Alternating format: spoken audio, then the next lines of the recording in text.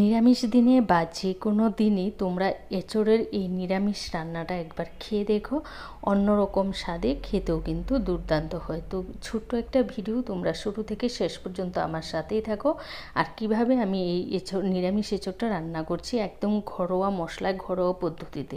Hello বন্ধুরা, আকাশ ডায়েরিতে সবাইকে স্বাগতম। যারা আমার চ্যানেলে নতুন আছো প্লিজ চ্যানেলটা সাবস্ক্রাইব করে আমার পাশে থাকো। তো এখানে তেল গরম করে আমি নুন আর হলুদ তেলের মধ্যে দিয়ে একটু নেড়ে ছেড়ে দিয়ে দেব সেদ্ধ করে রাখা এঁচোড়টাকে না আমি একটু হলুদ দিয়ে সামান্য একটু ভাপিয়ে নিয়েছি। তারপরে তেলের মধ্যে এঁচোড়টাকে দিয়ে আমি 2 মিনিটের মতো একটু ভেজে নেব। এঁচোড় কিন্তু বেশি ভাজবো না, এঁচোড় বেশি ভাজলে কিন্তু শক্ত শক্ত হয়ে যায়। তো দেখো এঁচোড়টা ভাজা হয়ে গেছে, নামিয়ে নিচে আবারও দিয়েছি 2 চা চামচ সর্ষের তেল আর দিয়েছি 2 চা চামচ ঘি। তেল আর ঘি যখন গরম হয়ে যাবে তখন এর মধ্যে আমি একে একে গোটা মশলা ফোড়ন দেব। দিয়েছি তেজপাতা, শুকনো লঙ্কা, গোটা জিরা, আর এখানে দিয়ে দেব এলাচ, লবঙ্গ আর দারচিনি।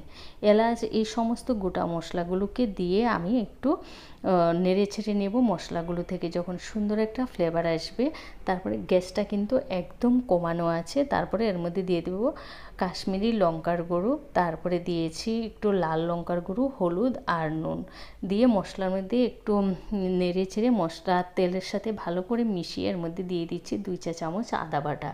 আদা বাটাটা দিয়ে 1 মিনিটের মতো আমি মশলার সাথে বেশ ভালো করে কষিয়ে নেব, কারণ আদার যেন কাঁচা গন্ধটা চলে যায়। এবার এর মধ্যে দিয়ে দিচ্ছি জিরার গুঁড়া আর ধনের গুঁড়া। জিরা আর ধনের গুঁড়া দিয়ে দিয়েছি আমি এখানে একটা টমেটো দিয়ে এবারে বেশ ভালো করে কষিয়ে নেব টমেটোটা গলে যাওয়া পর্যন্ত। তো দেখো টমেটোটাও গলে গেছে আর মশলা থেকেও কিন্তু তেল ছেড়ে এসেছে। এবার ওর মধ্যে না আমি তোমার ওই কাজু বাদাম আর চারমগজ একসাথে বেটে নিয়েছি। তোমাদের কাছে যে কোনো একটা থাকলে সেটাও দিতে পারো।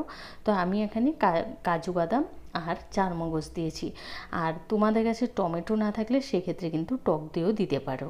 তারপরে দিয়ে 2 মিনিটের মতো মশলা কষিয়ে এবার দিয়েছি চিনি। দেখো মশলা থেকেও কিন্তু তেল ছেড়ে এসেছে। এবার চিনিটা দিয়ে 1 থেকে 2 মিনিটের মতো আবারও একটু কষিয়ে নিয়েছি। কষিয়ে নেওয়ার পর এবার দেখো পুরো মশলা কিন্তু আমার ভালোভাবে কষানো হয়ে গেছে আর মশলা থেকেও সুন্দরভাবে তেল ছেড়ে এসেছে। মশলাটা যত কষিয়ে নেবে রান্নার স্বাদ কিন্তু ততই বেড়ে যায়।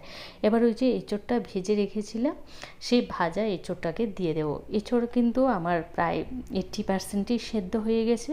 তো এঁচোড়টা দিয়ে আমি মশলার সাথে ভালো করে কষিয়ে নেব।